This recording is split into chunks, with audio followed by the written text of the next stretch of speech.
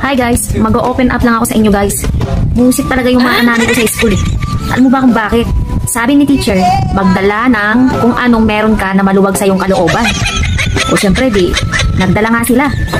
Yung isang nanay, nagdala ba naman ng isang electric fan? Pagkatapos, yung isang nanay naman, nagdala ng vacuum. Pagkatapos, yung isang nanay naman, nagdala ng TV. Pagkatapos, yung isang nanay, isang bundle ng bond paper ang dinala. Eh ako, syempre kung ano lang meron ako, nagdala ako ng sako. Yun lang meron, sabi ni teacher, magdala ng maluwag sa kalooban eh. Yun lang meron eh. O nagdala ako ng sako, panglagayan ng basurahan sa school.